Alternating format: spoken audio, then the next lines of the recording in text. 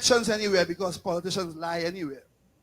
You know, it doesn't matter whether it's Bob Dole or Bill Clinton or Marion Barry or anybody, Pandey, Manning, anybody, same thing. Same difference anywhere you go. So this song was written 2 weeks before elections in Trinidad. And like I say, whether you're from America or Europe or Africa, you can identify with this song. It's called The Madman's Rant. Couldn't believe the bright boy, so I had to go to the lowest man in the society, the madman. That's the man who gave me some hope.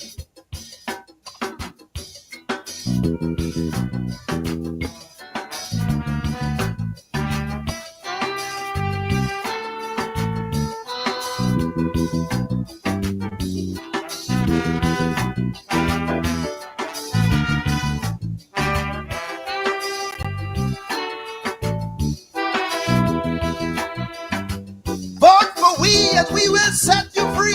Anywhere you turn, somebody chanting to we. Somebody promising jobs for all. Some renting gun to make other people ball. But somebody promising more police car. Somebody going to take the country far. Somebody putting all the bandits away. He said if they do the crime, they're going to damn well pay. But somebody promising a human rights, while somebody threatening to put out your lights. The Montreal full with little Trinidad boys. A bullet start to whine and put an end to the joy. Now they're lying cold for their mama to mourn. The Nike gone, the gold teeth on. You see they want the pocket full with blue silk. They want the statue drinking full cream milk. The little red silk is not their true friend. The blue one have two extra knots on the end. So a tag on the toe is now they take it to hell. But look where we reach. Well, I hear a madman fall as he spread out on a wall. He said, this is it, I've been hit. But no time to give up, brother, no time to quit. A chant of a madman, it is still from a strange land. It was the chant of a madman, Lord, give me my only salvation. I say the chant of a madman, it not just still from a strange land. Maybe the chant of the madman, Lord, is the only salvation. I don't know.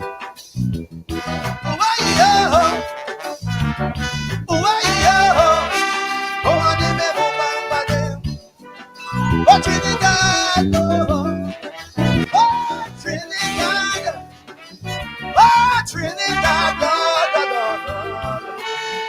Take it. Anywhere you go, somebody chanting to we. Vote for we and we go set you free. Somebody promising natural law. Fly like a yogi, end all the war. Seek inner peace, end all the pain. The same woman promising to go down again. Somebody promising to run all the bread.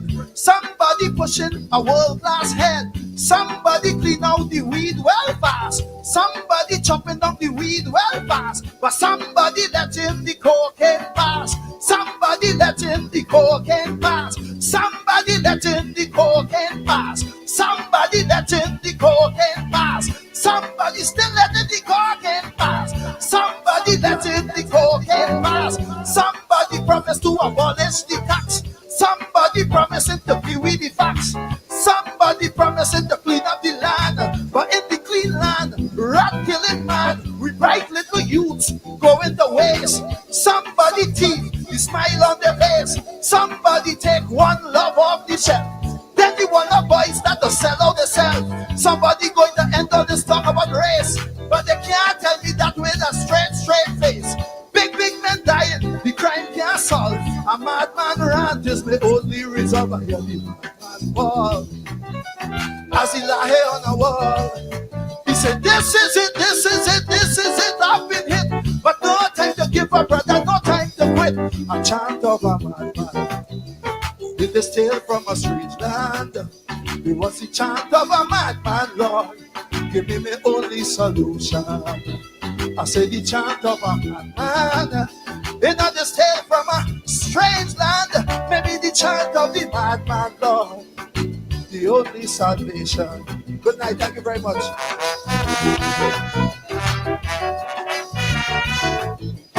Thank you, brother.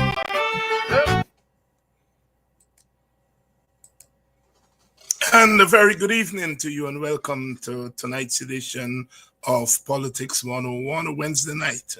We are ready to roll promptly tonight. We have Vincent Alexander. He is backstage and he's ready to go.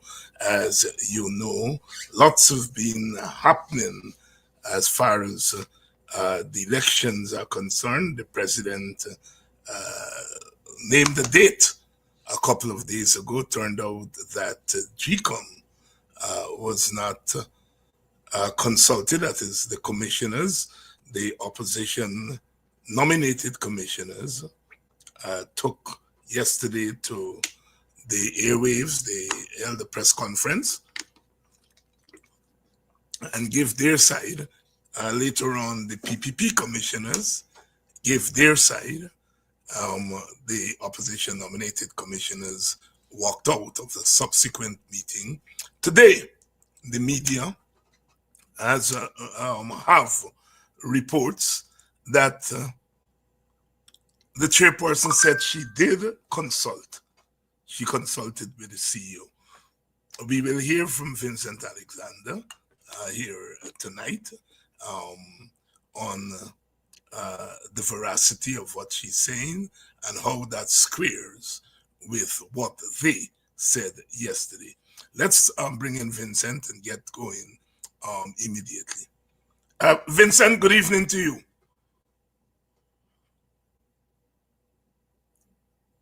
We're not hearing you, Vincent.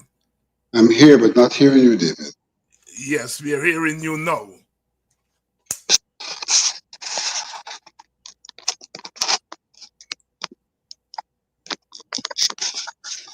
Yes.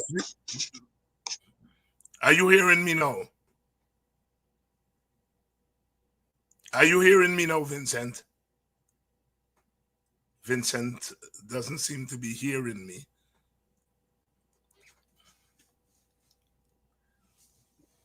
I'm not hearing you, David. Let me do a technical check. Yeah, I'm hearing you. I'm hearing you.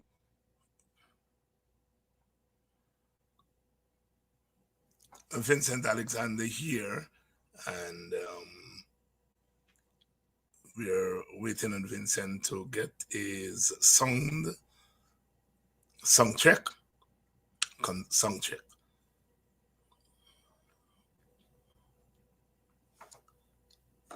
Good evening to all of you, wherever you're joining us from, whether you're joining us from inside of Guyana or you're joining us from outside Guyana, whether it's in the United States, Canada, Europe, South America, Africa, Asia. Welcome to Politics 101. Good evening to all of you. Some of you are joining us from the east coast of Demerara, the East Bank, Demerara, West Side. Good evening. Good evening to you in Region 8, Region 9. Welcome, Region 8, Region 9. Special good evening to the people of Bartica in Region 7. Region 7. Welcome. Welcome to all of you joining us in Region 6, the Quarantine Coast. Welcome. Region 5, West Coast Bobis, West Bank Bobis. Welcome. Welcome. Good evening to those of you who are joining us from New Amsterdam. Those of you who join us from Region 4, Georgetown, the east coast of Demerara. Good evening to my country people from Buxton, Golden Grove, Nabaklis, Victoria. Good evening to all of you who are joining us from Enmore, Enterprise, Annandale, Lusignan, Monrepo. Wherever you're joining us, friend, welcome to Politics 101. Good evening to those of you joining us from the United States of America, from Maryland. I see Mr. DeFloremont is here. I belatedly learned that there was a death in the family. Mr. DeFloremont, please do accept my condolences. I only learned of your bereavement a day or so ago. Welcome, and of course, our condolences from Politics 101 on the passing of your family member. Um, Good evening to all of you joining us from Maryland, Washington, D.C., Virginia, the tri state area, New York, New Jersey, Connecticut. Welcome, welcome, welcome to those of you who are joining us from Canada. Those of you who are joining us from Canada, welcome. I see my countryman Brian Moses is here quite early. Good evening to you, Brian. Good evening to all others from Canada who are joining us. And I see the contingent from Europe, Ashley, and all of you. Good night. Good night. We're waiting on Vincent to get back so that we can go. Vincent has to leave a little bit early tonight. One can imagine that he is very much in demand. Good evening to you, Dennis October. Dennis October. Good evening to you, Diane from Washington, D.C. Met Diane when I was there last year or the year before. Welcome. Welcome to all of you. Vincent Alexander is getting ready. We had some technical difficulties, but of course, Vincent is here to tell us about the latest.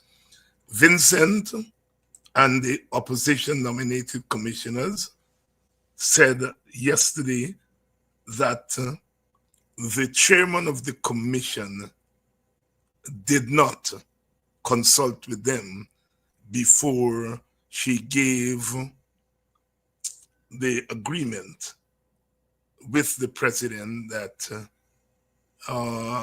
September 1 is a good day for election. Let me see if Vincent is ready for us. I don't think he is. His video is not on. Let's say good evening to all of you. I see Ansgrove is in the house. Good evening to you, Ansgrove. Good evening to you. I noticed Mahaika is in the house. Borbis River. Where in the Borbis River you come joining us from, Paul? Is it Ithaca? Where? Good evening to you, Gladstone. Good evening to all of you joining us from all over Guyana. Vincent, let's see if he is ready. Vincent, are you hearing us? Vincent is still struggling with his instrument there. Are you hearing us, Vincent? He is not hearing us.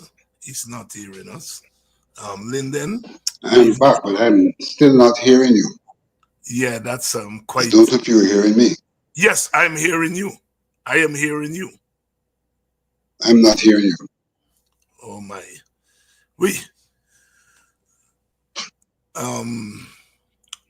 I don't know. We're gonna work that out. We are hearing you loud and clear. We are hearing you loud and clear.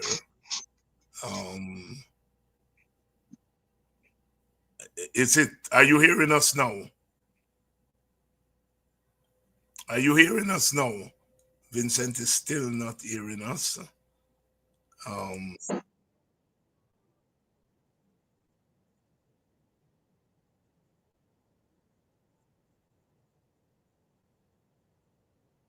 Not hearing, not hearing.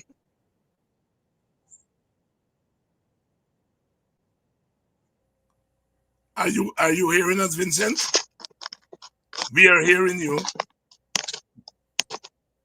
We are hearing you, but you are not hearing us. Vincent is not hearing us at all. Let's do this.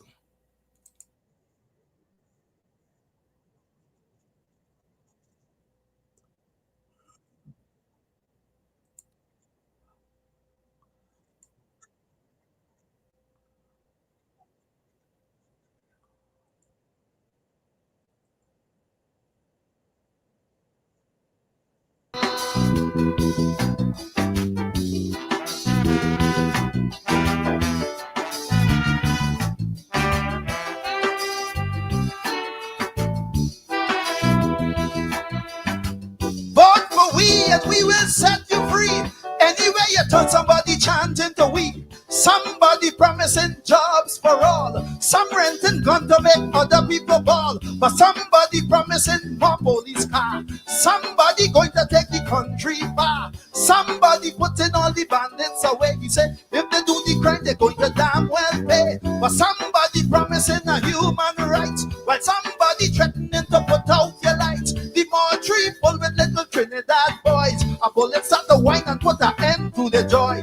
Now they lying cold for the mama to mourn. The Nike gone, the gold teeth on. You see they want the pocket full with blue silk. They want the statue drinking full cream milk. The little red silk is not their true friend. The blue one have 2 extra knots on the end. So a tag on the toe is now they take it to hell. But look where we reach, well, I hear a madman ball as he spread out on a wall.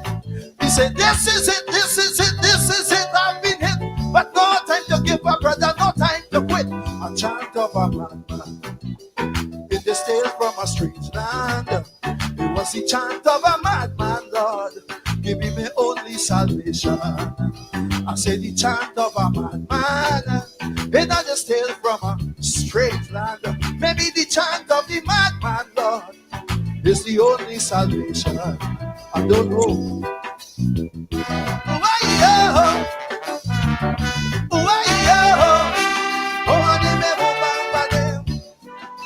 Oh, Trinidad, oh, Trinidad, oh, Trinidad, Lord. Take it. Anywhere you go, somebody chanting to we.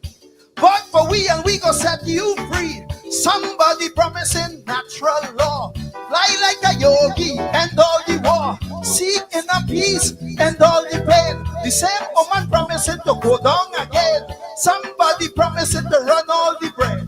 Somebody pushing a world-class head. Somebody clean out the weed well fast. Somebody chopping down the weed well fast. But somebody letting the cocaine pass. Somebody letting the cocaine pass. Somebody letting the cocaine pass. Somebody letting the cocaine pass. Somebody still letting the cocaine pass.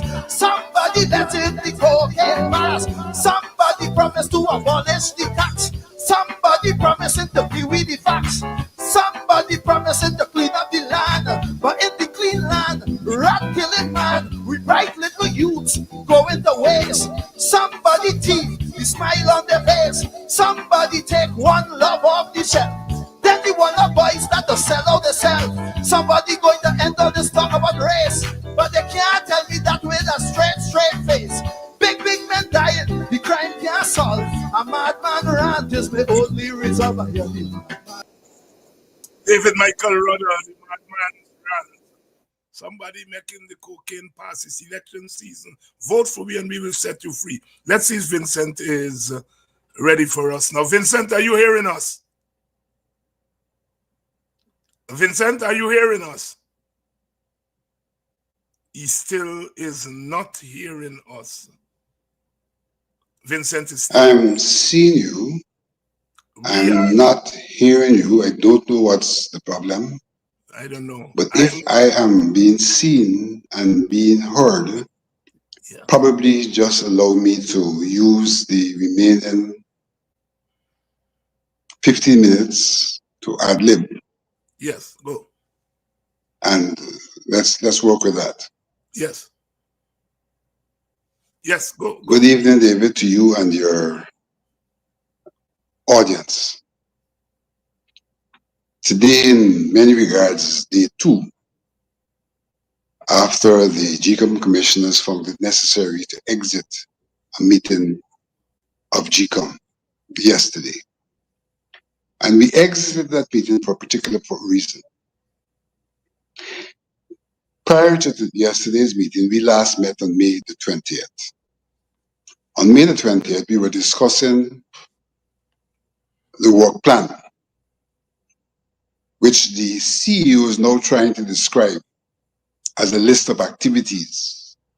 However, physical evidence reveals that it was a work plan, it was sequential, It had the activities.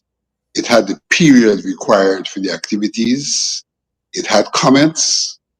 And in fact, it concluded by indicating that given this work plan, the likely possible date for election was the 22nd of September 2025. That's what was on that document, which the CEO is now saying was not a work plan. In discussing that document, we recognize the president's prerogative to call elections. That's not a matter in dispute. But we also recognize that GECOM has an obligation that is equally constitutional to the president's prerogative to call elections, and that is the delivery elections that are free, fair, and transparent. In that regard, we sought to look at the plan itself to ensure that the plan provided in our circumstance all that is required for a free, fair, and transparent election. Given that we were not going to have biometrics, we called for the list of the overseas Guyanese, which can be legally provided by the Chief Immigration Officer, to be made available to GECOM so that we could highlight those names on the final electoral list to ensure that the party scrutineers and the GECOM officials would be alert in case anyone came forward to vote in those names, and to ensure that the person coming forward was in fact the real person, given our experience of 2020. And so that was one approach we wanted to use, and we wanted to have that inserted in the plan. We also wanted to have inserted in the plan the right of incarcerated persons to vote, and the remand persons in particular, because our constitution provides for all Guyanese age 18 to be able to be registered and to vote, unless those persons were guilty of an electoral offense, in which instance they would be suspended for 5 years, or insane. So we see this situation of the president's constitutional responsibility and authority, as well as GECOM's responsibility and authority. And in that context, historically, what GECOM would normally do is advise the president of its readiness. That's what GECOM would normally do. We are advised that the president did contact GECOM to find out about its readiness. In doing so, we asked the question, would you be ready in 3 months? The CEO apparently advises the chairperson that yes, we'll be ready in 3 months. And she passed that information on to the president, who then, unbeknownst to her, according to her, announced September 1 as the date for elections. Our contention is that given the question the president asked, given that we had a work program which we were told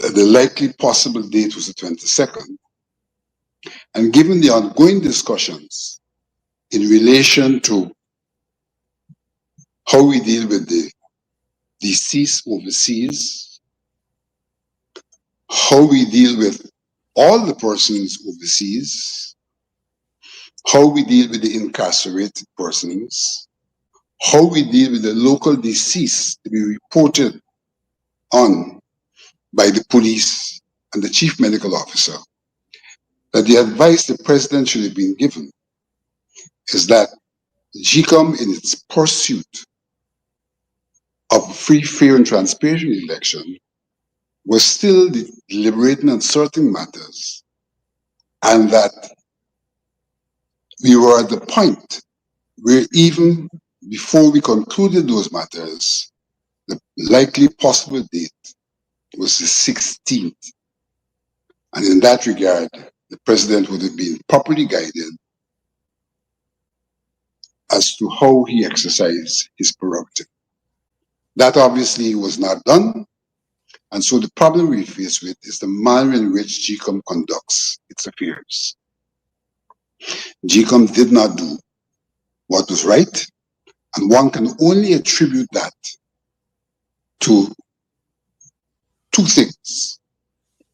One, the chairperson, who is now contended that she consulted, did not see herself as the first among equals of a commission, and therefore any consultation had to be among commissioners consulting about the advice rendered by the CEO, rather than consulting the CEO and rendering his advice to the president. So that's the first problem. An act of contempt for our commission, which collectively has a responsibility for delivering free, fair, and transparent elections. Secondly, as I said earlier, GECOM has a mandate. That mandate is to conduct free, fair, and transparent elections. And the issues which were pending are issues that were intended to contribute to free, fair, and transparent elections. Without those issues being resolved, and I dare say positively, GECOM would be falling short of the standards required for the conduct of free, fair, and transparent elections. Attempting to pretend or to suggest that GECOM could achieve the status by the 1st of September is in fact an attempt to wipe off of the agenda those measures which were intended to enhance the operations of GECOM and the delivery of free, fair, and transparent elections. And therefore, we saw this whole thing as being contrived. And this only came to our attention on the 26th, of May, having last convened on the 20th of May with a clear understanding that we will reconvene on the 22nd to continue the discussions, and that meeting was postponed without reason being given. And the next date for us to reconvene would have been Tuesday, yesterday. And here now we were reconvening in the light of a announcement of the date of elections that flies in the face of, one, our involvement in that determination and in that advice which was given to the president, and two, the apparent wiping off of the agenda and the relevant issues that would have enhanced GECOM's delivery of free, fair, and transparent elections. In that context, having attended a meeting where what the chairman sought to do was not to follow the normal agenda of the meeting, but immediately to embark on the discussion of a work plan that had been, for all intents and purposes, completed and considered to be that which we will work with, given the date, September 1.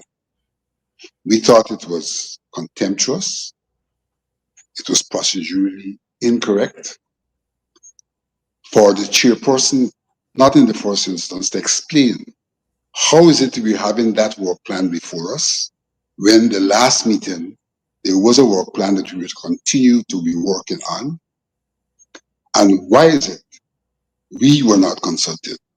And now you've come, you simply bypass all of that and say, let's discuss this work plan that is not a product that we had asked for and that we were told was available and that had already been used for the purpose of determining the date of an election.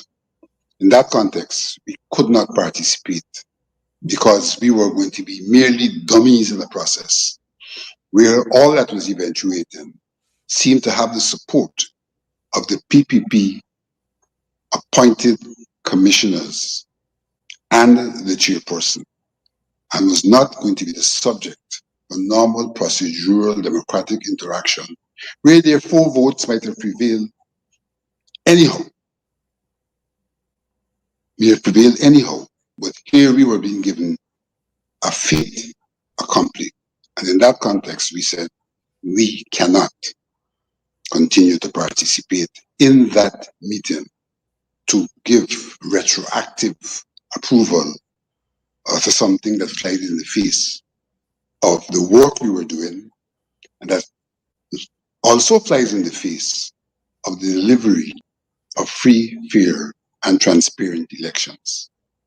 We are now faced with a situation where GECOM is trying to contend, one, that they consulted, that is the chairman and the CEO, that's Balgadash.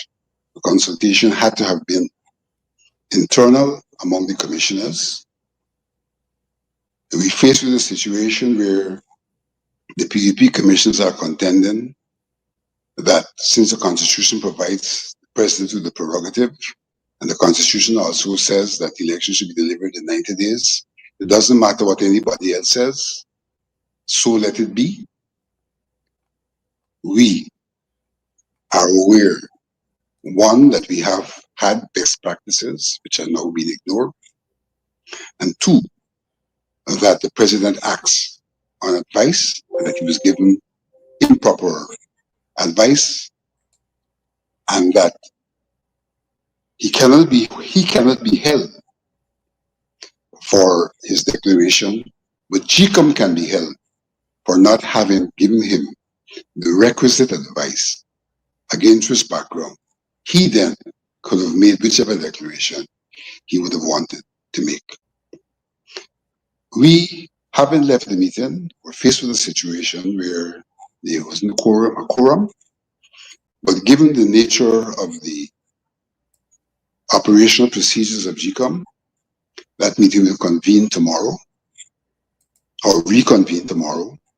And whether we attend or not, it will be quorate, and therefore the 4-3 scenario may well prevail.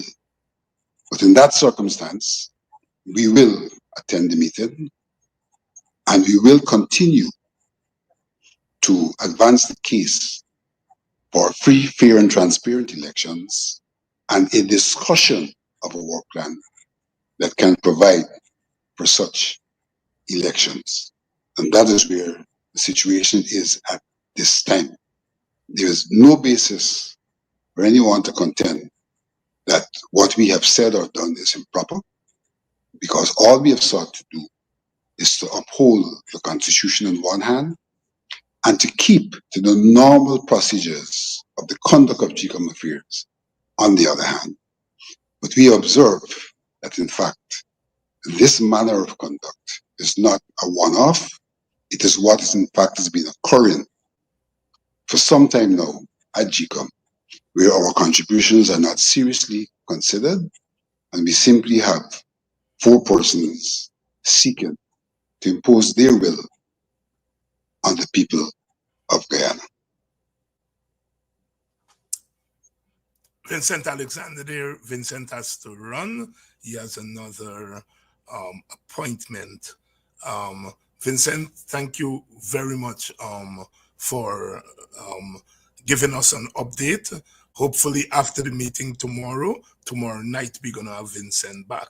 He's not able to hear us, but we heard him, so we have the report. So we'll talk, Vincent. We have to do some sign language here. We'll talk. So bye-bye. Vincent Alexander, the chairman of member of GECOM, opposition nominated thing. We are going to pick up from where Vincent left off. Some of you are asking about WPA's statement. WPA issued a statement yesterday. It was carried by some of the media. I know Stabrook News, Kaitro News carried it today.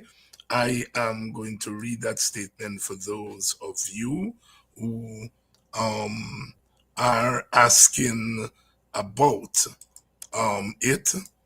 Here it goes. WPA is shocked by the revelation that GECOM's chair acted unilaterally in advising President Ali on the suitability of September 1st as the date for Guyana's upcoming general and regional elections. If one of the PPP nominated commissioners is to be believed, it appears that even the government-aligned commissioners were not formally consulted. In effect, the chair appears to have been given a date by the president, and the CEO subsequently adjusted GECOM's previously publicized work plan to accommodate the president's preference. The chairperson has a duty to refute this perception. Until she does so, WPA in this preliminary comment is forced to conclude that she has tacitly handed over the election process to the president and the PPP. While it is the president's authority to set the election date, it is GECOM's right to determine when that body is ready to deliver proper elections. From all that we have learned thus far, that practice was torpedoed by the chairperson and the president, either separately or together. If WPA's assessment is correct, then those two officials have dealt another severe blow to the credibility of an already suspect election. WPA sees this as nothing short of political recklessness. Confidence in GECOM's ability to deliver impartial and credible elections is already at an all-time low. The chairperson, on account of her repeated votes with the PPP commissioners, is not seen by opposition supporters as an impartial arbiter. GECOM, since the 2020 election, has rejected all the opposition's suggestions for reform of the process, most of which were suggested by the international and regional observers. One would think that given these negatives, the Madam Chair would do everything to ensure a restoration of some semblance of confidence in GECOM. Instead, this recent act does the complete opposite. WPA's conclusion is that she, and by extension the majority of the Commission, have committed willful suicide. We would be hard-pressed to urge confidence in the integrity of these elections. If the decision on the date is being manipulated to fit the ruling party's agenda, how would the process going forward and the eventual outcome escape that course? Coming on the heels of the unsolved crisis emanating from the death of Adriana Young, GECOM and the president seem determined to turn the upcoming election into yet another flashpoint for national instability, a development our country can ill afford. In closing, WPA expresses its full solidarity with the opposition-nominated commissioners who have had to bear the indignity of being treated as aliens in GECOM. We also again call on the international community and CARICOM to use their influence to stop the political carnage. These forces owe it to the Guyanese people, given their central role in the development surrounding the last election. Their inaction in the face of a clear and present danger is inexcusable. They must move beyond words. End of the WPA statement. That statement was issued yesterday afternoon, and we have heard the chairperson today, and we heard Vincent here tonight. What in effect the chairperson has said is that the president called on Friday. He asked if elections can be held in 3 months' time. Chairman, asked the CEO. The CEO said yes. And I informed the president that yes, it can be held in 3 months. Our contention is she has consulted. She has consulted with the CEO. She obviously does not feel that she had to consult with the commissioners, and that includes the PPP commissioners. They were working on a work plan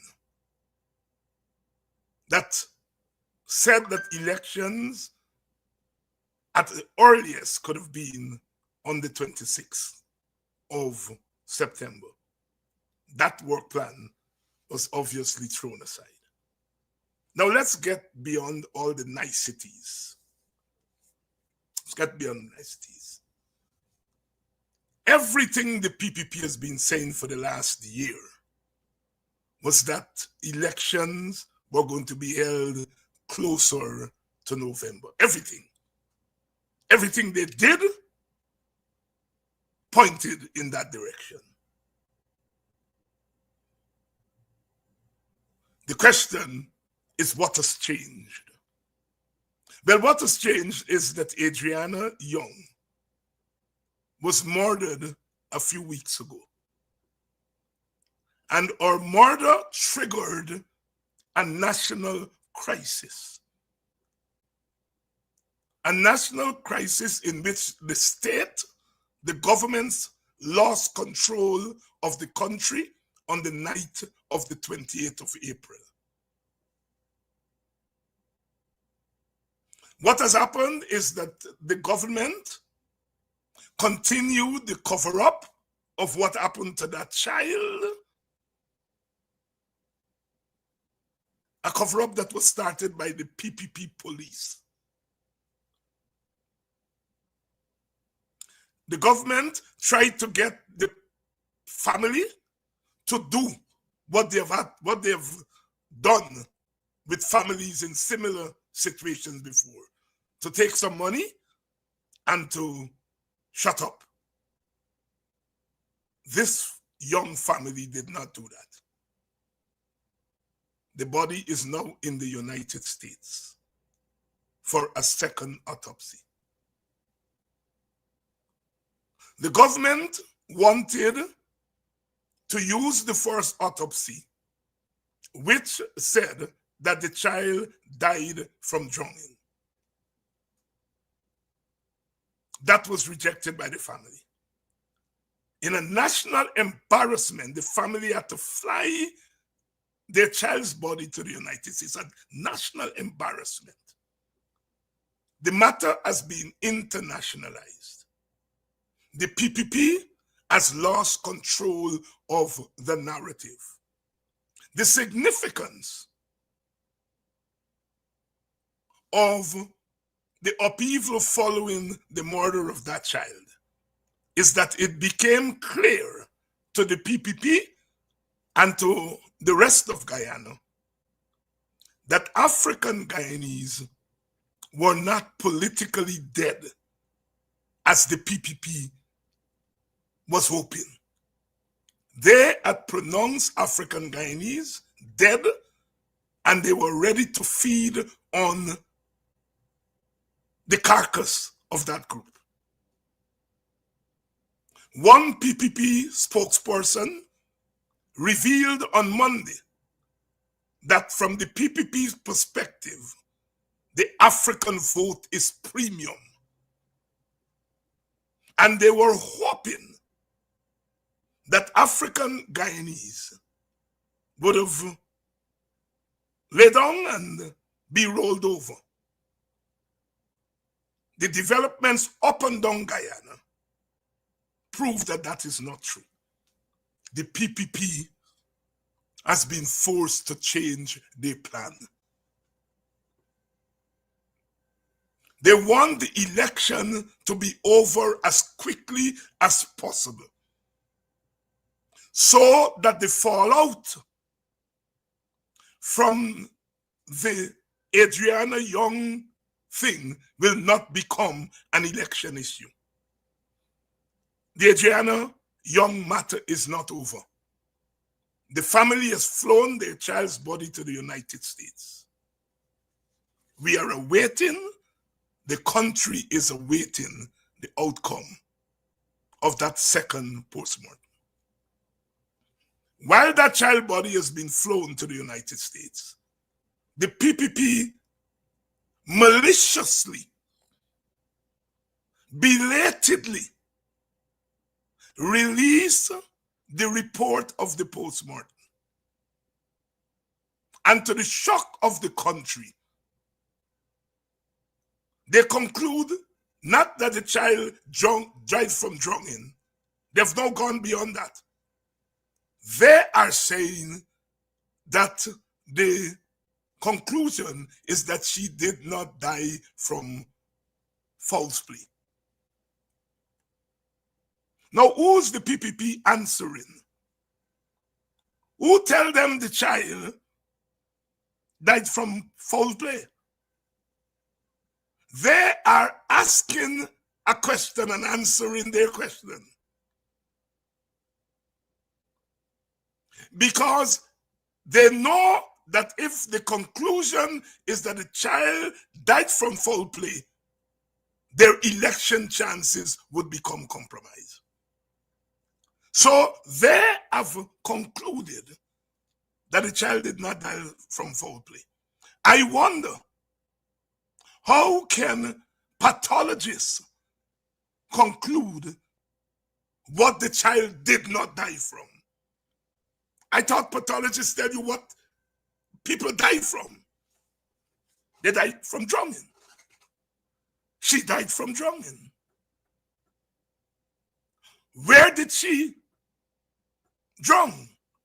What were the circumstances behind it? Did somebody willfully drown her, throw her in water? Did she accidentally die from drowning? We do not know that, and a pathologist cannot, and I'm sure the pathologist did not. But not what the PPP did yesterday. The day after announcing election is that they say the child did not die from foul play. I repeat, a pathologist cannot tell us what the child didn't die from. They can tell us what the child died from. Why is the PPP so bent on saying what the child did not die from? As if that is not enough. The Canadian man that they brought, who came, we didn't hear anything about what he did, how long he spent. Suddenly, yesterday we heard, I think today we also heard, the Canadian man also said the child did not die from foul play. How did he know that? How does he know that? The PPP is bent on saying the child did not die from foul play. Because if a proper investigation is done And it is revealed that the child died from foul play. Not only would public opinion continue to turn against the PPP, but its own supporters would, in their quiet moments, question their own government.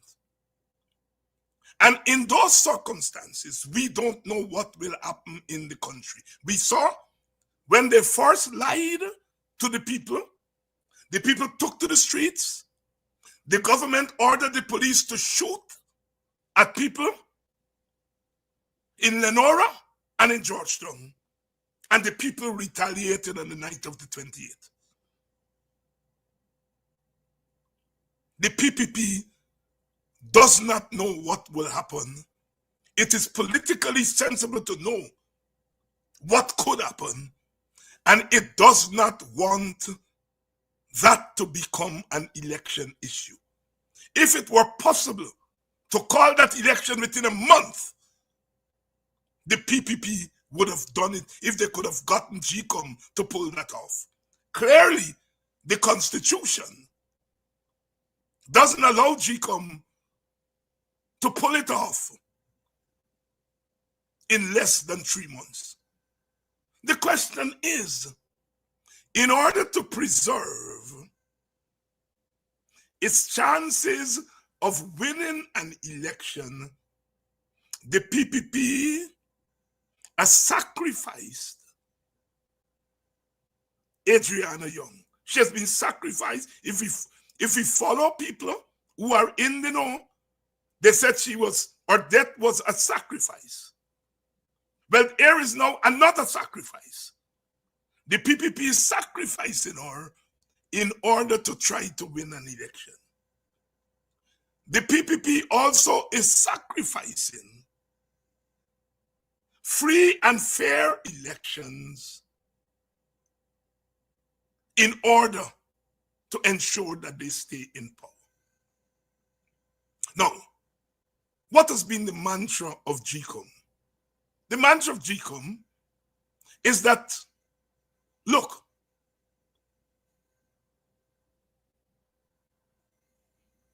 biometrics is possible. It will help.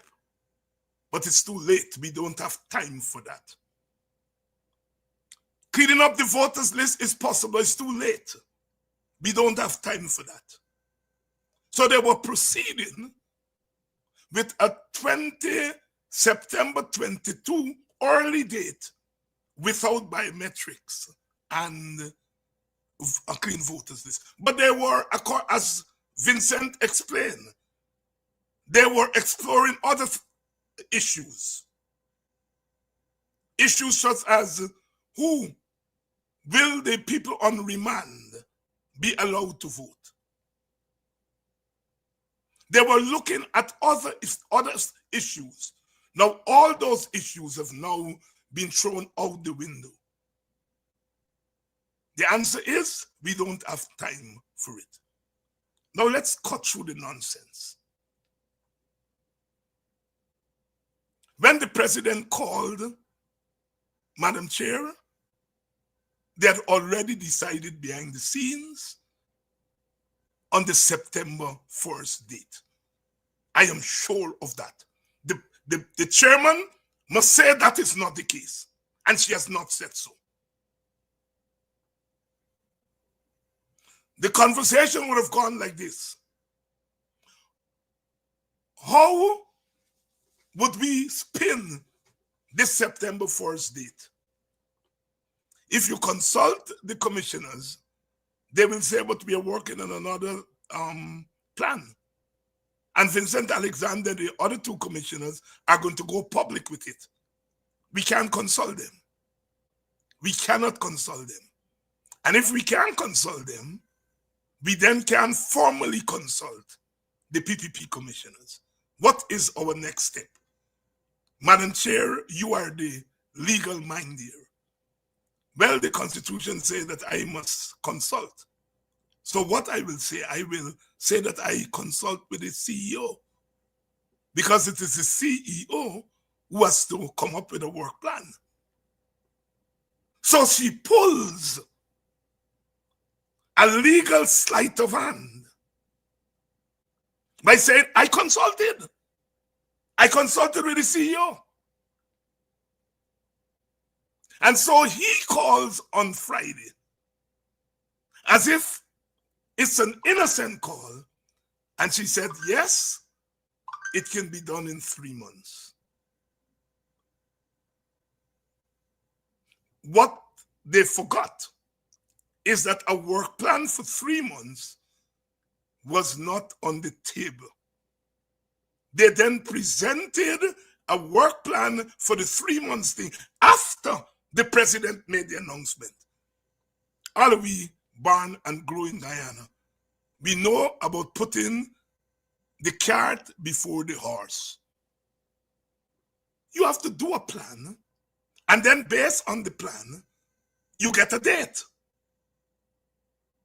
Here, given that they were trying to pull a sleight of hand, they decide on a date and then develop a plan to suit the new date. That's what those scams did. Now, the issue here is not the date of election. The issue here is GECOM becoming the floor cloth of the PPP and the government. What is the PPP doing? What is the president doing? Determining a date for election before GECOM says, based on our work plan that we have gone through, we are confident that this date here we can ensure free and proper elections. The president has overstepped his authority. And the chairperson has violated the democratic principles that have and that should be embedded in decision-making in GECOM. If all she has to do is to consult the CEO to determine a date, then you might as well send home the 6 commissioners. And she and the CEO run the commission. If you have 6 commissioners that are mandated, that are there constitutionally, how can you make the most important decision without consulting them? Madam Chair, you are a lawyer. We are not lawyers, but we are not fools. You are basically saying that when it comes to the most important thing, which is deciding on the date that GECOM is going to be ready, is the chair and the CEO. Tell us, where in the Constitution, tell us where explicitly is that written. If it's not written explicitly, give us the reasoning behind your inference that you and the CEO could make that decision.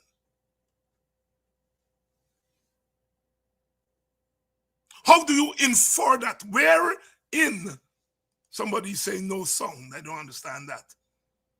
Somebody saying no sound. Rosanna James is saying no sound. Is that true? I don't get that from everybody else. She must say, she has rendered the commissioners useless.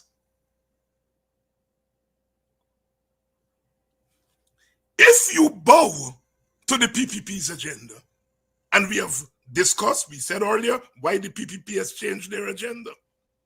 The PPP wanted the East Coast Road to done. They wanted the Linden Road to done. They wanted the Borbies, the Arbor Bridge to done. They wanted a whole set of things to done before they called the election. They made that very clear. Those things can be done before September 1. So they've changed their agenda because they're in trouble. as we said last night, what is the PPP's path to victory? Only recently we heard the Stats Bureau said that they have postponed the publicizing of the data regarding the census. And of course, they intend to postpone that beyond the election. Everybody in the country knows by now what the census is showing. The census is showing that the Indian population in Guyana is about 34-35%. The African population has remained constant around 29-30%. There is a slight increase in the Amerindian population and a slight increase in the mixed population. If all the Indian electors were to vote for the PPP, it has to seek a path to victory. It normally gets about 50 to 60% of the Amerindian vote. So we add that to all of the Indian vote. It still doesn't guarantee them 50%. They usually get about 20% of the mixed votes. When you add that to the Amerindian vote and the Indian vote, it still doesn't give them victory. The African vote then becomes premium according to the PPP. I heard it in private, and then lo and behold, I heard Leno Craig, a PPP spokesperson, saying it on Monday night. The African vote is premium. And the fact that people like myself have been mobilizing African people for the last 5 years worries them. I didn't have to wait for the PPP to tell me African vote is premium. I know that.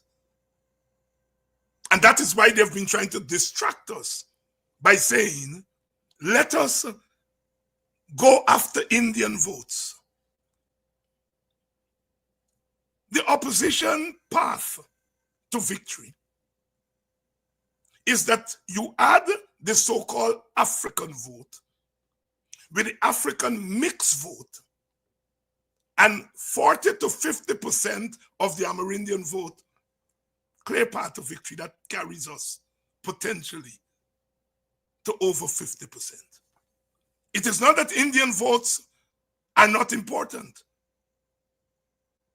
It is the Indian votes are the hardest votes to get. But we have a path to victory without the hardest vote.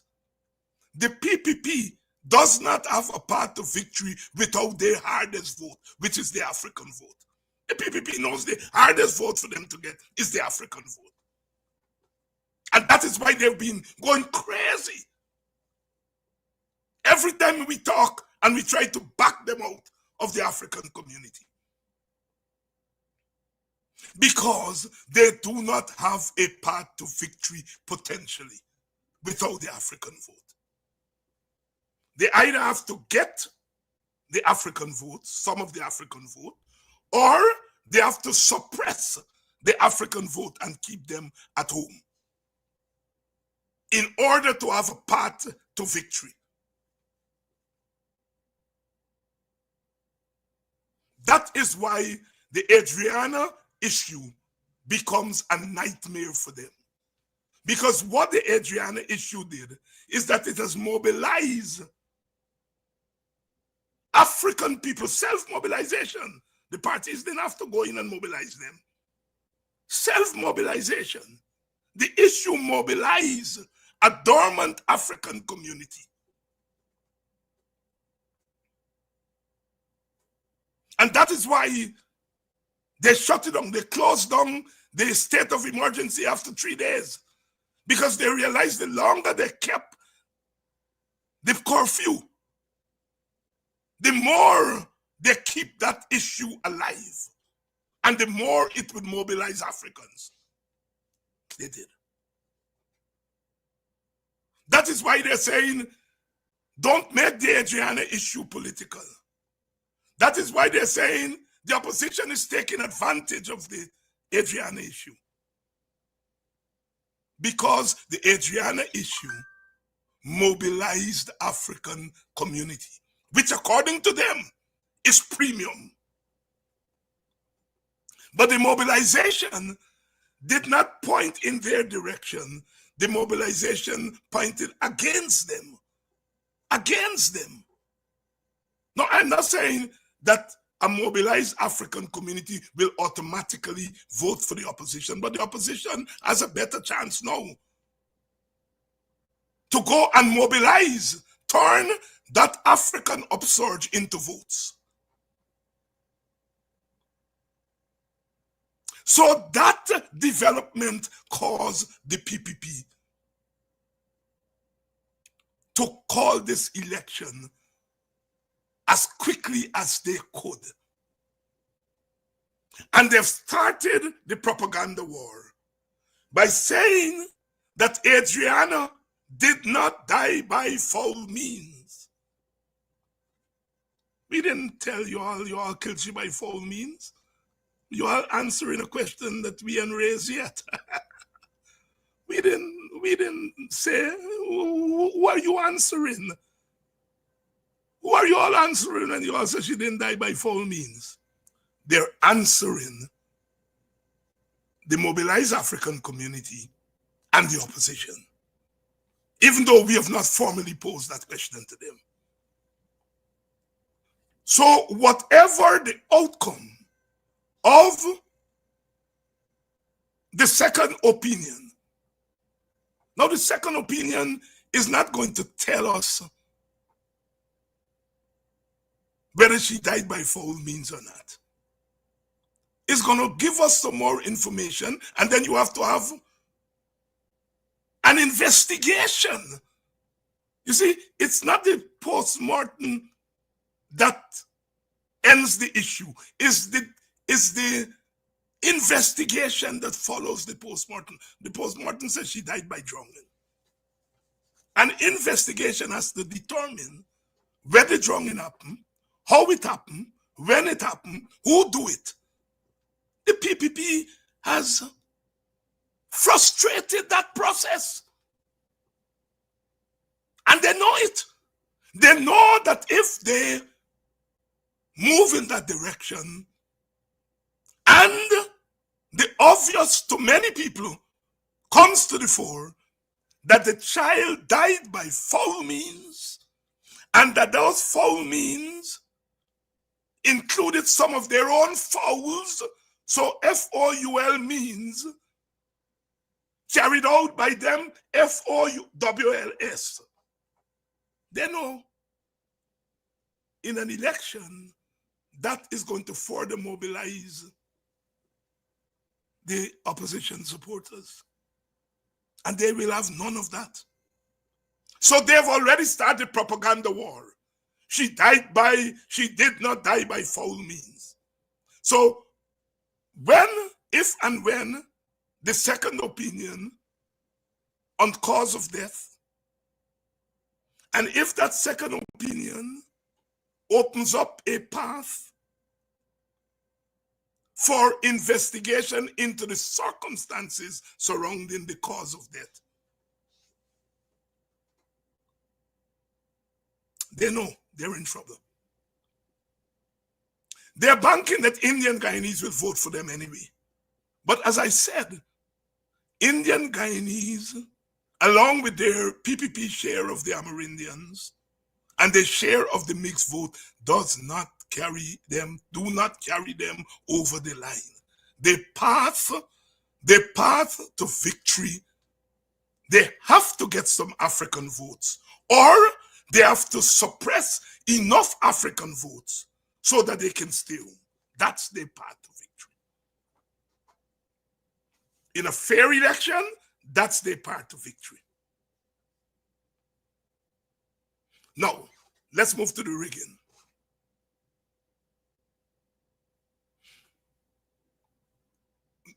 You all wonder Why all of a sudden we hear some Spanish-speaking men throw bomb at the police station and GPL. Spanish-speaking men throw bomb.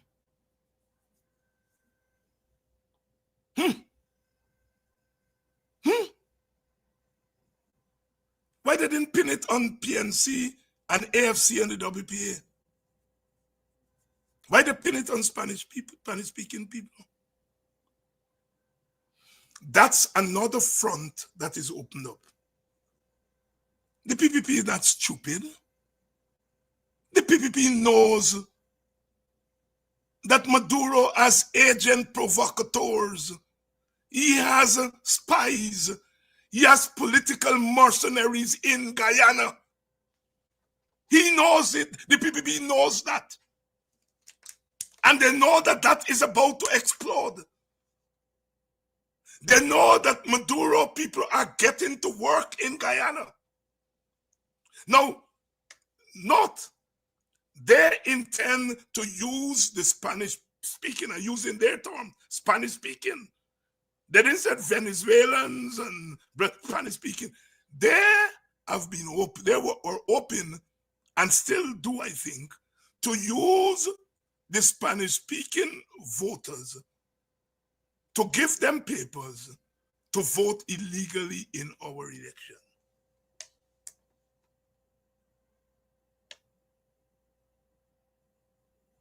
What Maduro has done is to set the cat among the pigeons.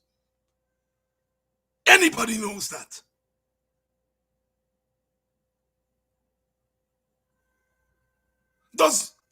Look, years ago in the 90s, America was encouraging Cubans to leave Cuba and to go to America, and they were turning back Asians. And all of a sudden, a whole set of Cubans left Cuba in boats, and they take them in Miami. I think it was called the Marion boat lift. They take them in Miami. All of a sudden, within weeks, crime went up in Miami. When they do catch themselves, what Castro did was to open the prisons, open the lunatic asylums, and put them on the boat. So it's a whole heap of criminals, a whole heap of mentally challenged people were sent to Miami. The Americans had to round them up very quickly and put them in some camps. That is what Maduro has done. Among those people who have come across our borders are spies, are criminals. And so this bucket that the PPP is hoping to get votes from, they realize that that bucket is full of tainted votes.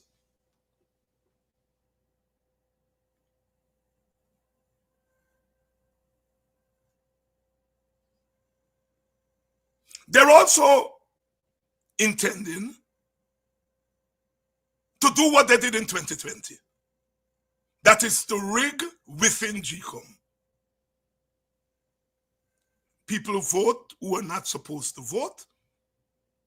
They won about 2 seats as a result of that rigging, 2 to 3 seats for the 7 boxes, no statutory document.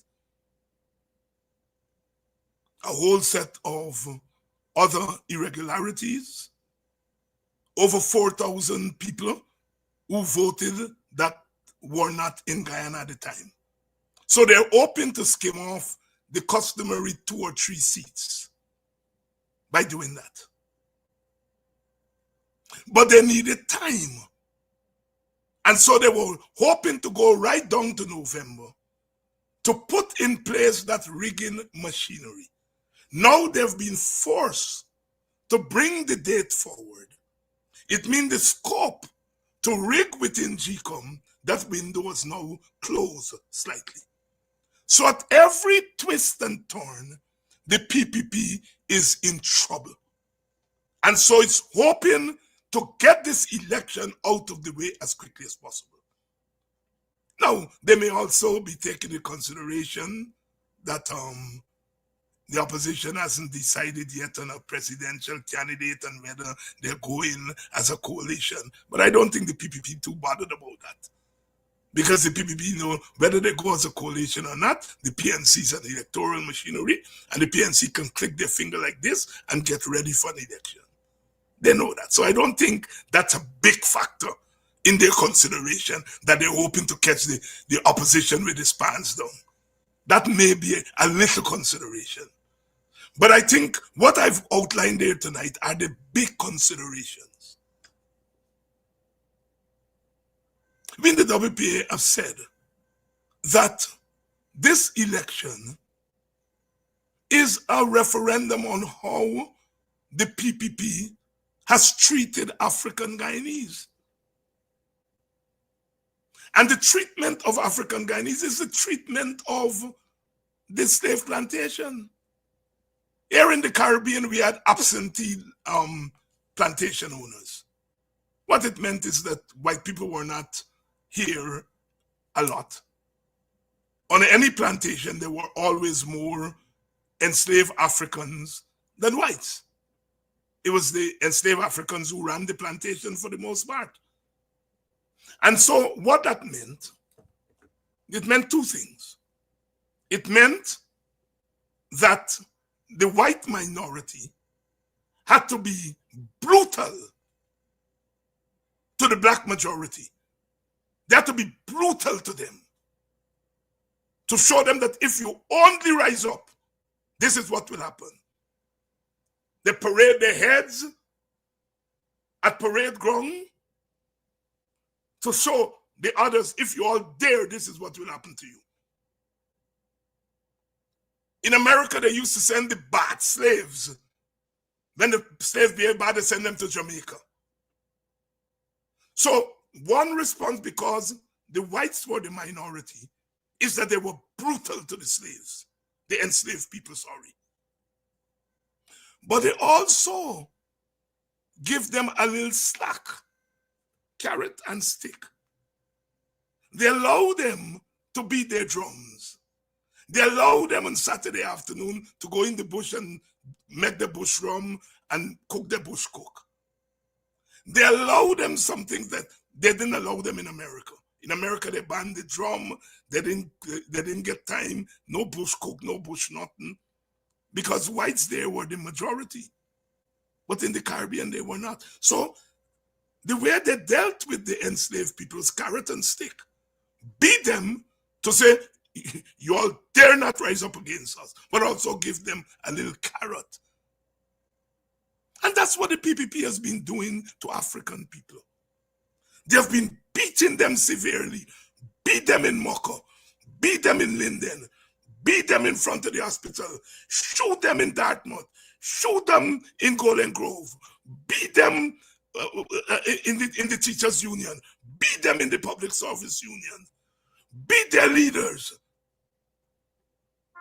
And then they call a few of them and they say, come here. Here is a little thing. Go back in the community and show them what we give you all. The carrot. The little carrot. Not them big carrot what they'll sell. The baby carrot they give them. That has been the PPP's attitude to Africans. But what happened on the 28th is when they round up those little boys who looted and stole, they found out that half, 3/4 of them are their own little boys that they were giving little baby carrots. Jack, you admit it. He said some of the boys them who get locked up should not have been locked up.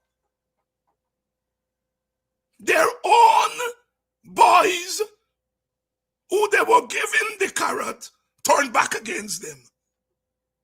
And they locked some of them up.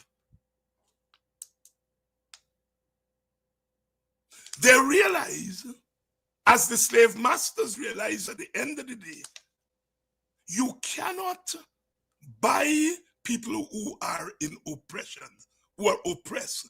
You cannot buy them with little carrots. You cannot beat them and then give them, they will remember the beating. They won't remember the little carrots. It's a lack of understanding of the African mind. They believe the African mind is so warped that we don't act like humans. Every other race in their head act like humans. They dare not do that to Indian people.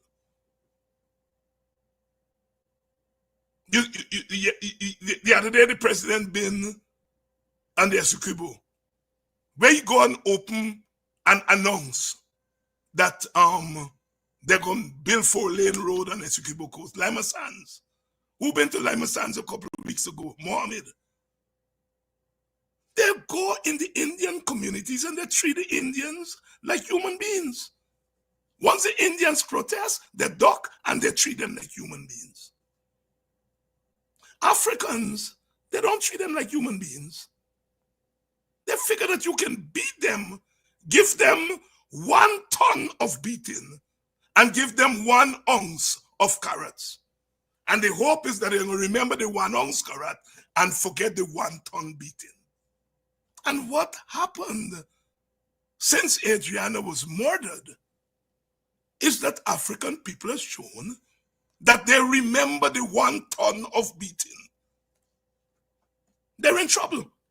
The plans have to be changed. The plans have to be changed. And that's what they forced on GECOM. Their change of plan. All of a sudden, the road ain't gone done. The bridge ain't gone done. They can't now run on infrastructure. They have to run on unfinished infrastructure. In any case, we have torn apart the infrastructure argument. We have blown it apart. They can't run on cash grant because the $100,000 that they give the people done already. They were hoping probably in October to give another one close to November. They can't run on cash grant. The cash grant too little bit. People spend in a day and they don't forget it. Every path that they opened up for a likely victory is being closed. That is what we are facing, comrades. That is the analysis of the WPA. I'm not saying that our analysis here tonight is spot on, but I am sure that we are at least 75% correct in our analysis. I am sure of that. I am sure the analysis we give here tonight, and I'm speaking tonight on behalf of the Working People's Alliance, that our analysis is on spot. We have given them credit. We have said, you have inherited a windfall. And you are spending that money. Most of that money is going into the pockets of your people because of the emphasis on infrastructure, the emphasis on contracts. But some of that money is trickling down to people. Some of it, a 10% there, a 15% there, 85% going in the pocket of your supporters. A 10-15% is trickling down. But 10-15% cannot end poverty. That is why our poverty rate remains at 50%. You cannot get rid of poverty by only allowing 10 or 15% of the oil well to trickle down. You can't get rid of poverty like that. You cannot get rid of poverty by spending 60 to 65% on infrastructure. You can't. It does nothing. You can't get rid of poverty with a little 40,000, a little 100,000, a little thing here. You don't get rid of poverty. So even though a little bit of the money has trickled down, poverty remains extremely high. 50% of our people are earning 1,100 Guyana dollars per day or less. By the time you buy 2 sweet drink, $1,100 gone. If you buy a mixed fried rice, you got back for a $200 because mixed fried rice now must be about $1,300, $1,400. So 50% of our people cannot even afford a fried rice. And if they afford a fried rice, they can't buy water and sweet drink and juice in order to wash down the fried rice. That is the stark reality. And they know that we have the number when it comes to that. They know, as they said, that we are winning the information war. They know. They know. And that is why they wanted to stretch the thing out as close as possible to the last day, because they wanted to give themselves things to go and boast about. Can't do it now. The election's called now for September. And they're hoping that things don't move as fast. But things are moving very fast. They still have not charged anybody for the death of Fortuné. They've charged a person for the death of Ronaldo Peters. But that person is sitting somewhere in remand having a good time, being treated like an exalted prisoner.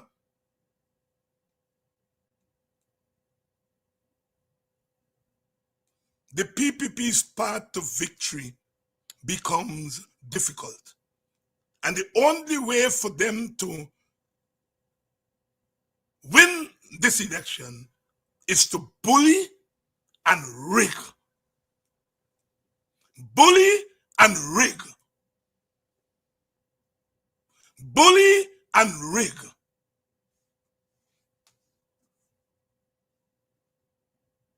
They don't want us to talk about race.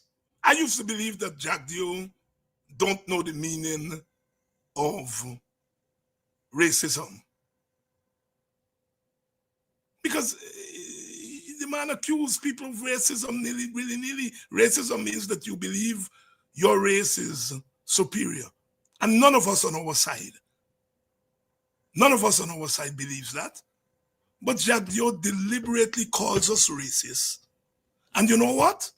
That thing has penetrated the Indian Guyanese community. It's not just PPP leaders. The critical mass of Indian Guyanese really do believe that we are racist. And Jack Dio did that deliberately did that to poison Indians about coming over to our side. And when somebody calls you racist, there's not much you can do. No matter what you say, no matter what you explain. It's a verdict. Racism is a verdict on this color. When somebody says the notion of race is a verdict on this color, it said this color means inferior.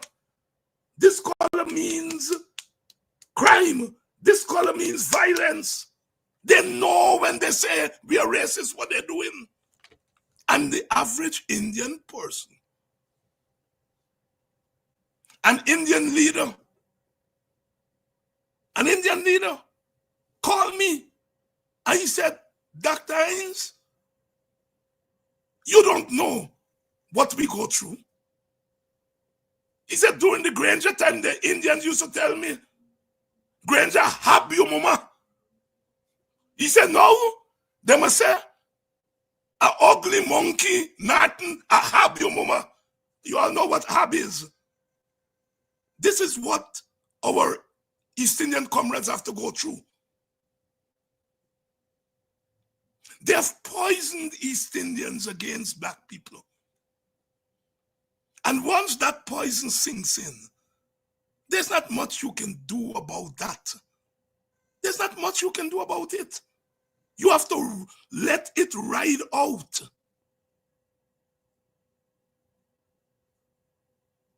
Brother, you see, observe his 100th birthday. Ravi Dev wrote a tribute to Guyana. You know what was the tribute?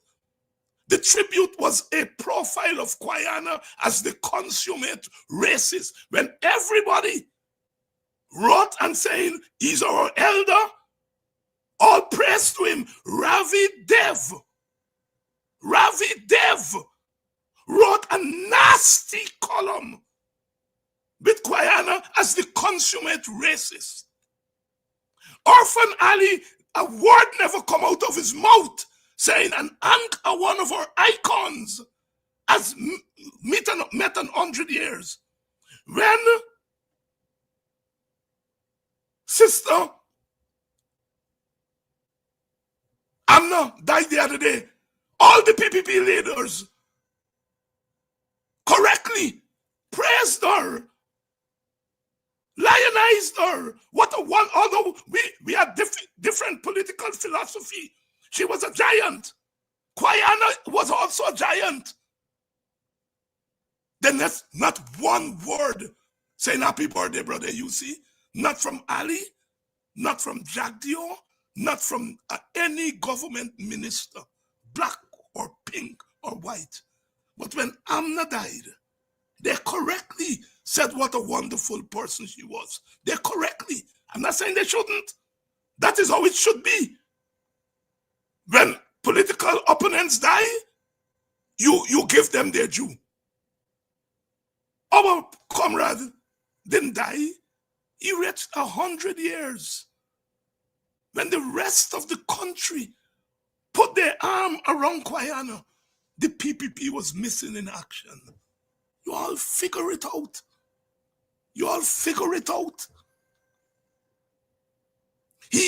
Guyana was a founder of their party. He was a founder leader of their party. The party song that they sing when they gather is written by him. They cannot know him. God bless Donald Ramatar. He showed up in Boston. But Donald now is in the political wilderness. He's not a power broker in the party. Those who wield power in the party did not say happy birthday, you see. You ought to figure out what's happening in your country. And that is why, if they are trying to manipulate the African vote, we have a right to protect our community from that manipulation. Brother Walter Rodney said, if you use my race to dehumanize me, I am forced to use my race to humanize myself. Freddie Kusun wrote in a column the other day, David Hinds should not be on the opposition ticket. He bashes Indians. Freddie gonna hear from me because he will have to write in that column. He will have to enumerate the bashing that I have done to Indians. If he can't do it, he will meet me up the long steps.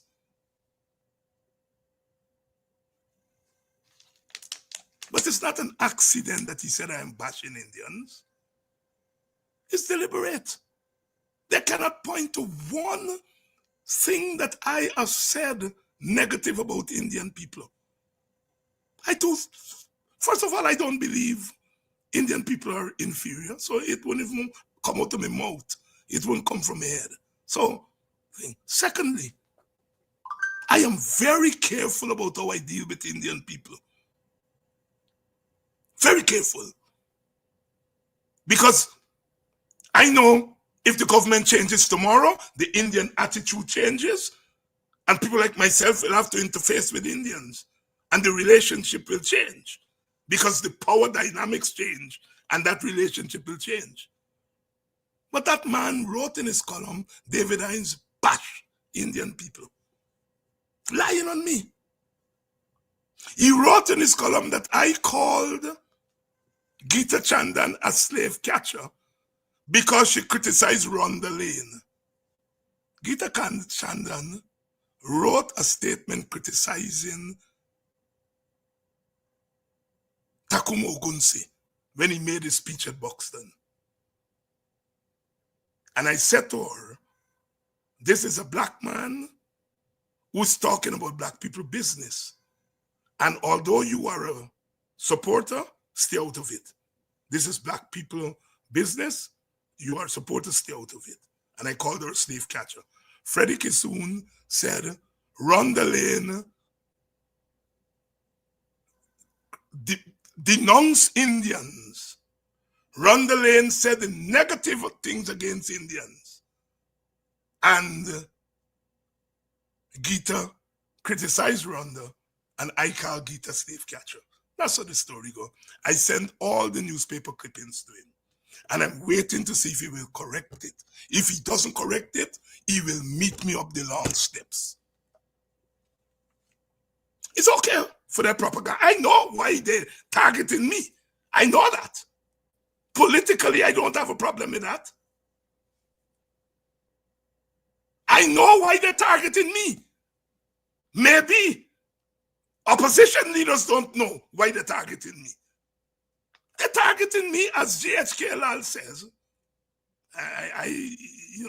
Somebody, many people call me. I said, yes. GHK Lal said the opposition is boring. The only bright spot is the energy and fight that comes from David Hines and the WP. A rare kudo to the WP. And many people have pointed out to me, it's an honest assessment. You take it because tomorrow somebody will cuss you. I know why they're targeting me. When Rhonda made that statement, I said nothing. I said nothing. I knew better.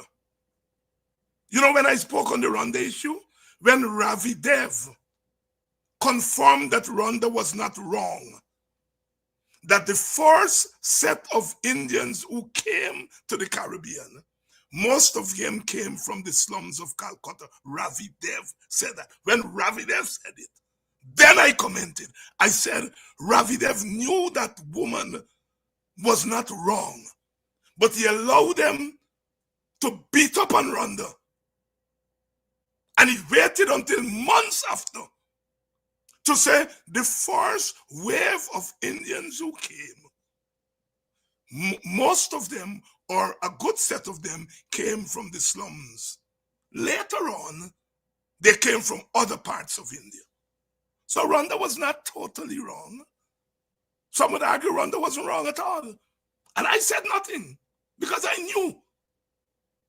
And until Ravi Dev said that Rhonda, he didn't say Rhonda wasn't wrong.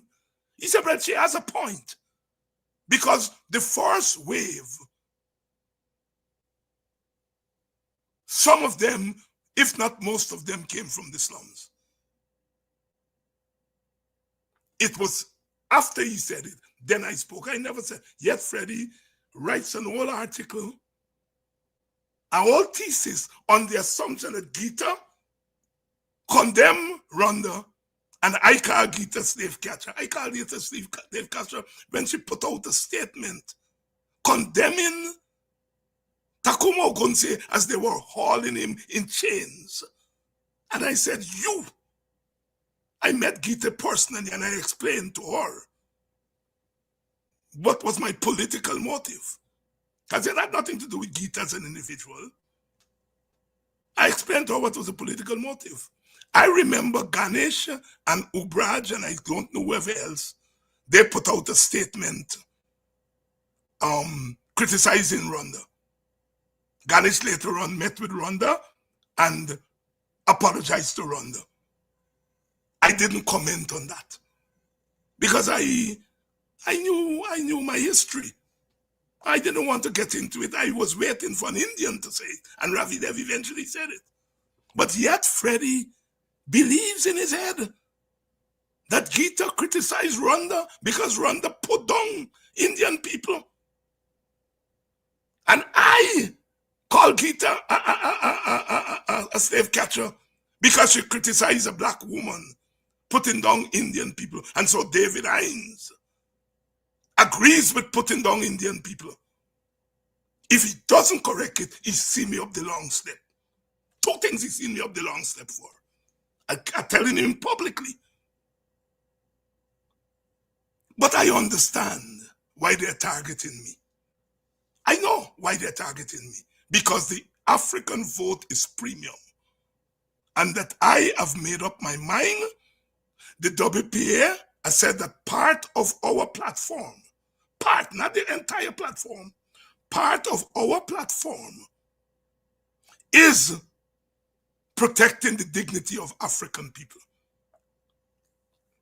But even as we are doing that, we have put forward the most revolutionary proposal about how to distribute oil wealth, which is to give $1 million to each household regardless of race. So our cash transfer doesn't discriminate based on race. It's not going to individual. It's going to family.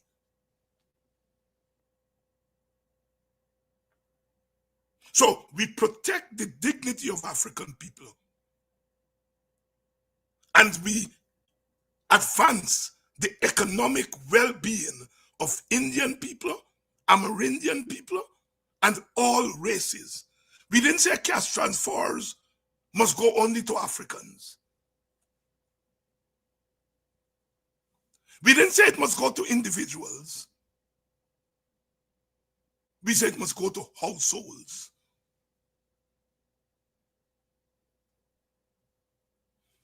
The African vote is premium.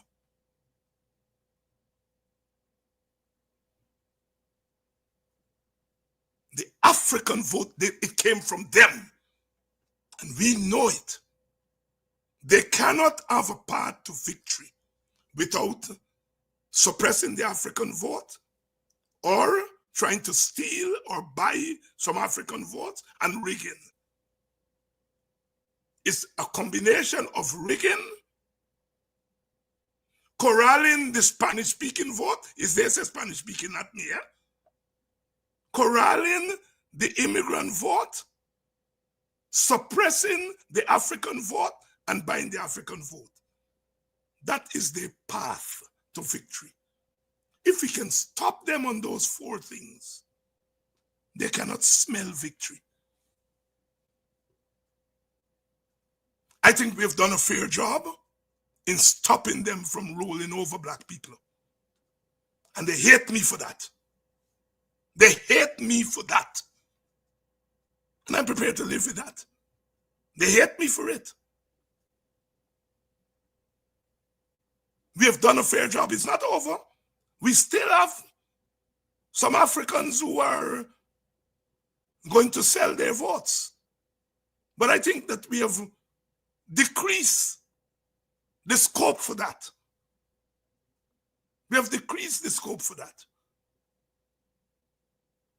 I think the Adriana's death has cleansed some of our black people who were swayed in a certain direction. So I think we have done a fair job at scuttling their plans as far as black people are concerned. The liquors, how many of them you all seen? How many of them you all seen? Maybe one, maybe two, maybe three. They were hoping to get hundreds of liquors out there by now. All of a sudden, they can't know. They can't get African. They're going out for Daniel Siram.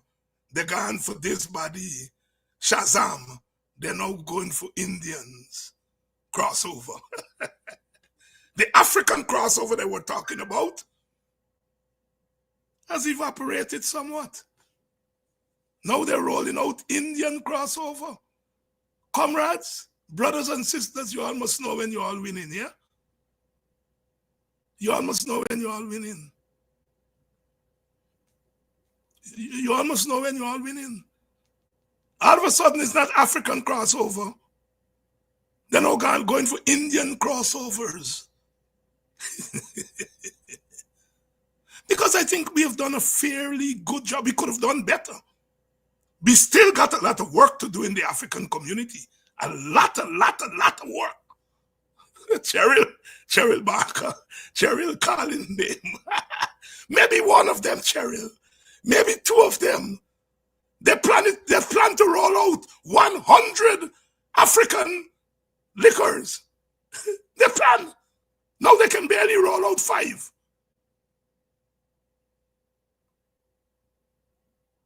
So we have done a fair job there. Maduro has taken care of the Spanish people thing to some extent. Because he sent the spies and look at the rise in crime among the Venezuelan community. Look at it, eh? Look at the rise in crime. If we so stupid to believe that Venezuelans are going to come over our borders in numbers, they say 50,000, 60,000, 80,000, and the Venezuelan government is not going to sneak in spies and mercenaries among them, we're stupid. But our government is so preoccupied with its own survival in power, it does not look after the security of our people.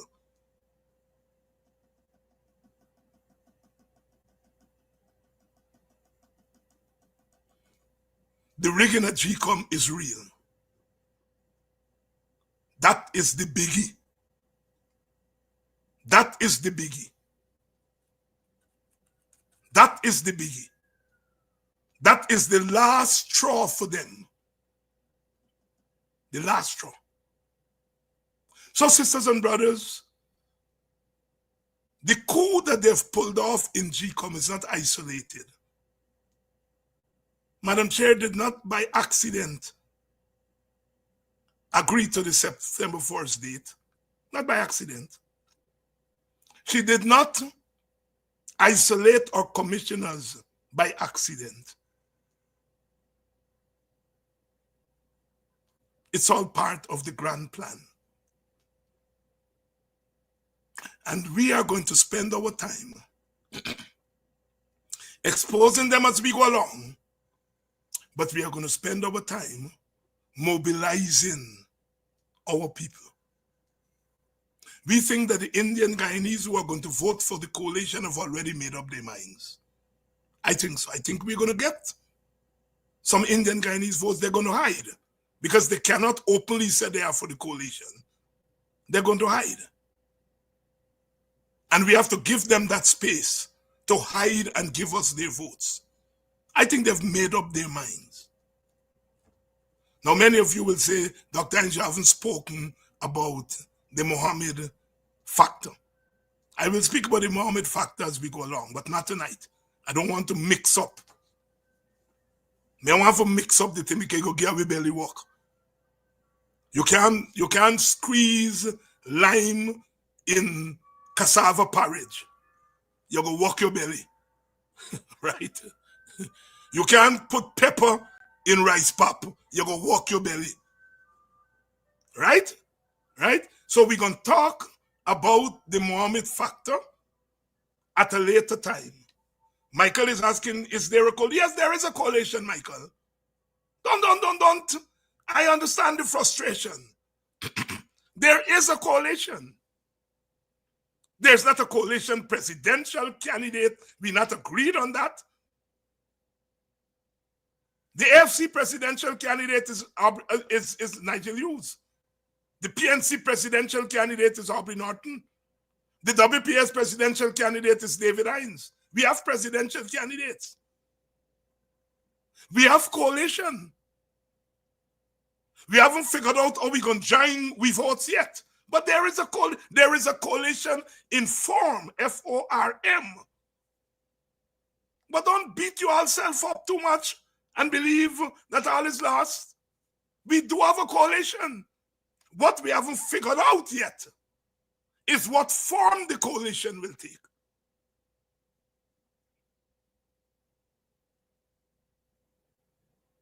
What I can say about Mohammed is that if Mohammed joined a coalition with the PNC, that's suicide. Easy pickings to the PPP. You take your vote for him to black man.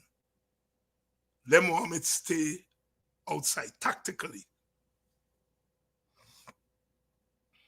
But Mohammed has to know, if he wants to get rid of the PPP, he cannot poach black people vote tactically.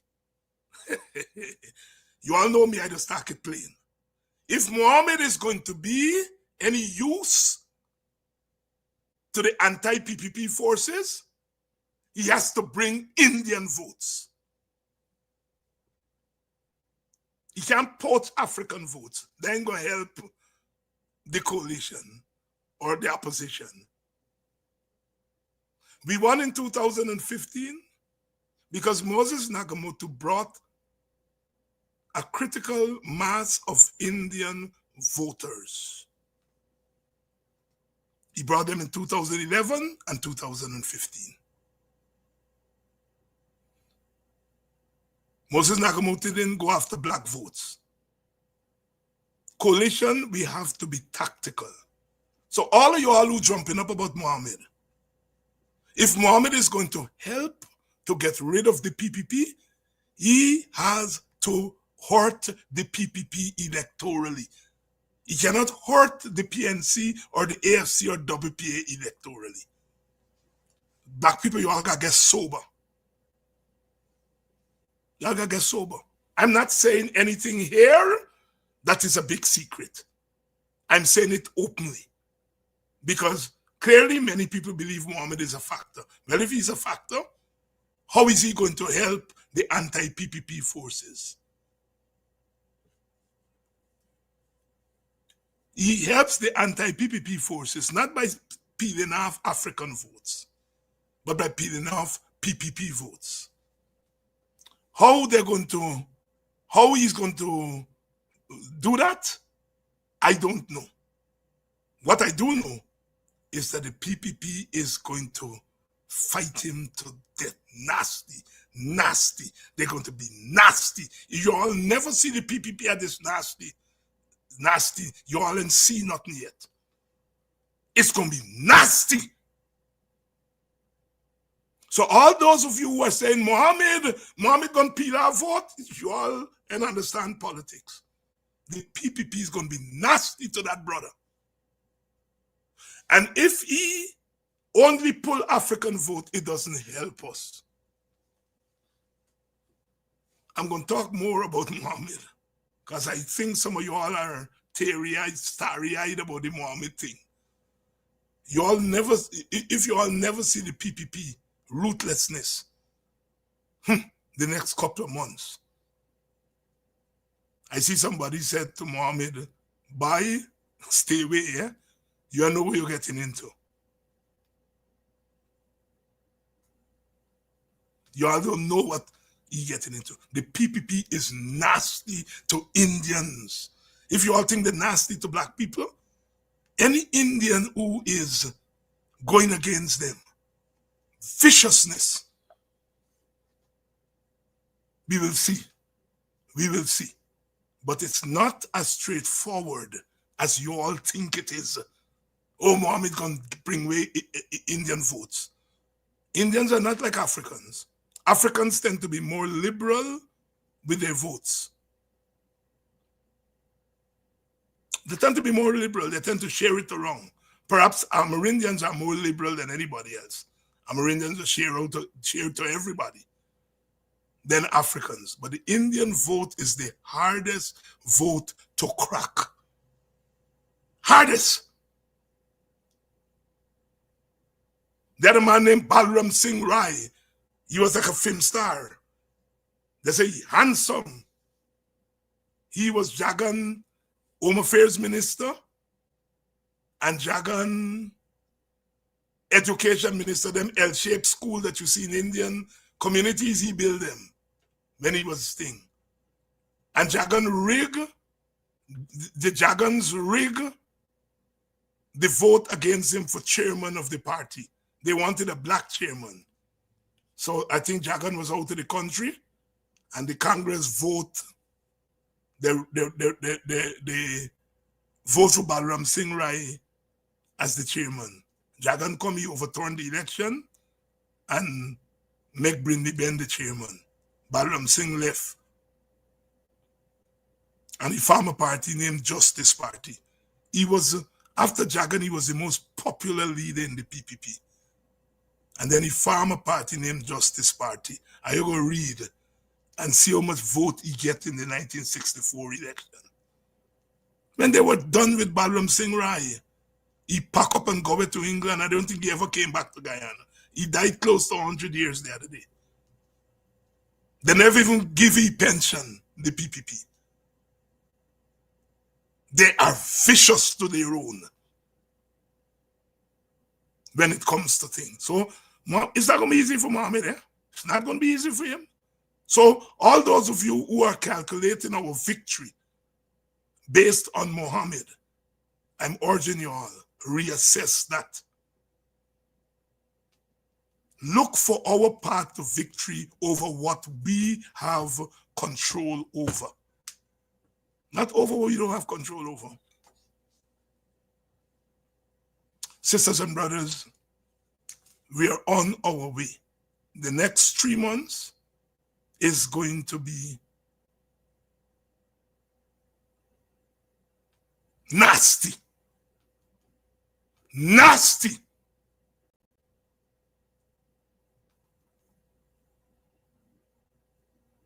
No easy sailing. We in the WP are up for the fight. We have always been fighters. We are up for the fight.